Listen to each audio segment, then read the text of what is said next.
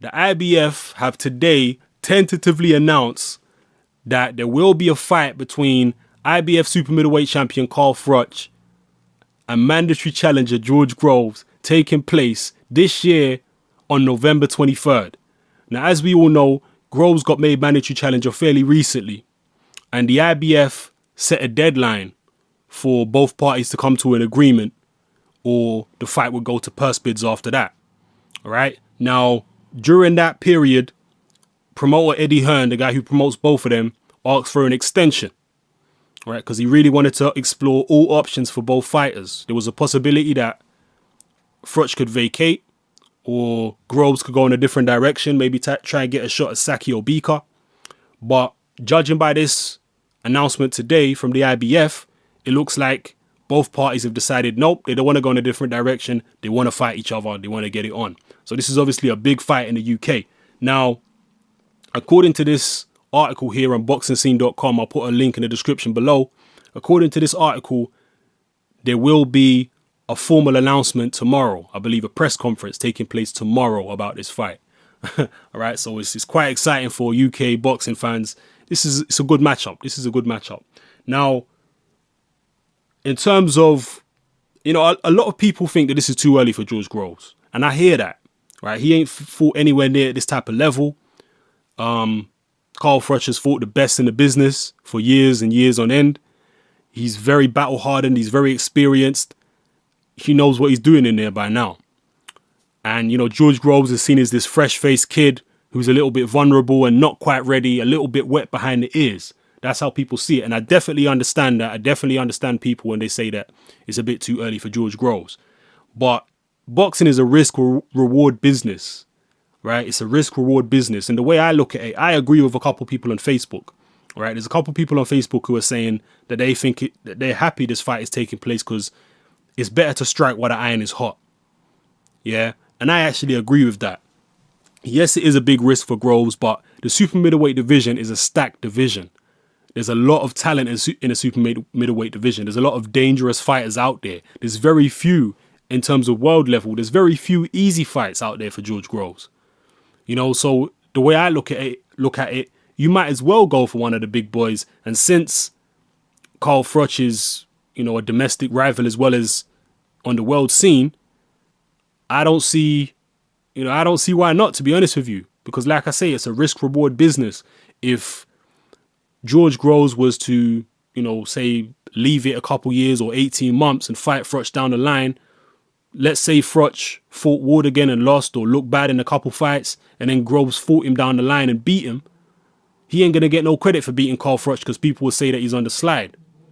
Right? Whereas if he fights him now, even if he loses, people can say, oh, well, he's young enough, he can come again. Yes, there is the possibility that losing to Carl Froch in a devastated fashion could damage him, like it seems to have done to Lucian Bute. There is the possibility that could happen, no question about it. But this is a risky game, right? This is boxing. Yeah. So I think it's an understandable gamble by George Groves. If this fight really is going ahead, I think it's an understandable gamble. And it's a gamble I agree with, because he's going to get a lot of credit if he does manage to beat Carl Froch. But like I said, a lot of people, if not most people, believe that Carl Froch is going to win. But there is still quite a sizable contingent of people, especially on my Facebook, who believe Groves can actually win this fight. And there's a few people who believe that Groves can actually win this fight convincingly, win it big. Yeah. I can see where they're coming from, right? I can also see where they're coming from, because George Groves is definitely a lot more physically gifted than Carl Froch, right? He's got much quicker hands. He's better coordinated, faster feet, better combination puncher. He's just more athletically gifted all round than Carl Froch, right?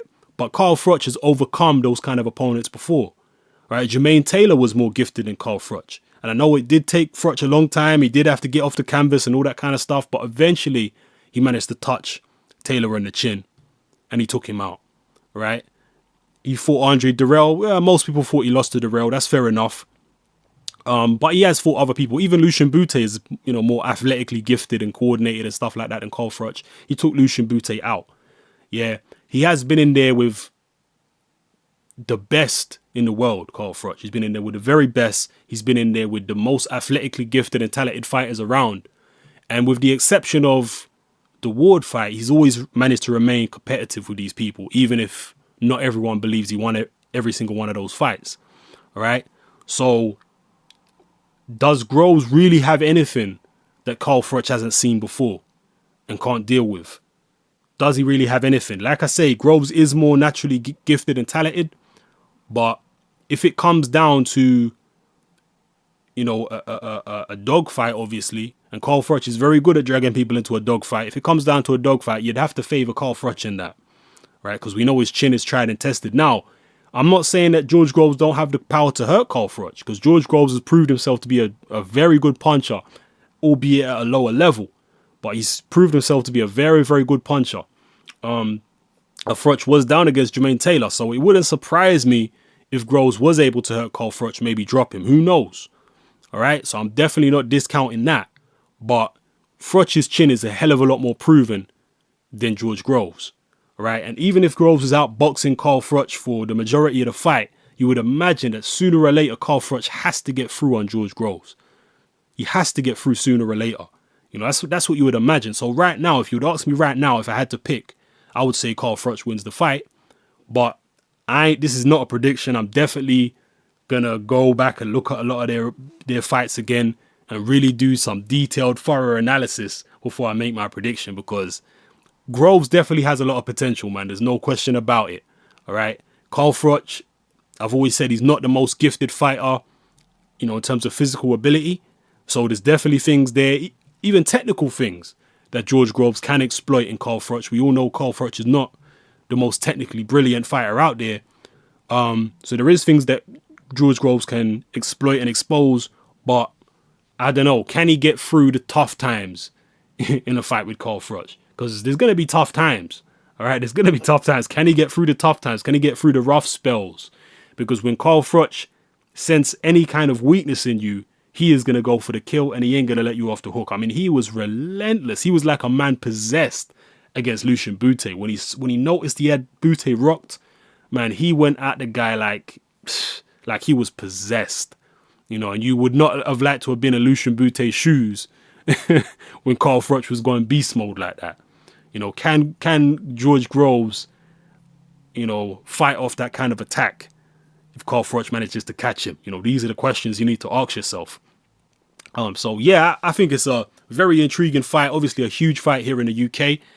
Maybe not so big in America, not so big worldwide, but in the UK it's a big fight because obviously Froch is the #1 super middleweight in the UK at the moment, and George Groves is probably seen as the #2 super middleweight in the UK at the moment. So it's a big domestic fight. I'm looking forward to it. And like I say, I think that Groves should strike while the iron is hot. And I think it's a risk. It's definitely a risk, but I think it's a risk worth taking because this is a tough division. There's very, very few fights out there that you can take that are going to be easy at world level. So I think it's a calculated risk. And yeah, I look forward to the fight, man. So, and I look forward to the press conference or the announcement, whatever it's going to be tomorrow. But yeah, let me know how you feel about this fight. This is obviously huge in the UK. Leave your comments in the comment section below. Who do you think is going to win? Do you think this fight is too soon for Groves? How do you see the fight panning out? Etc, etc. You know what I'm saying. This is Hatman. I'm out.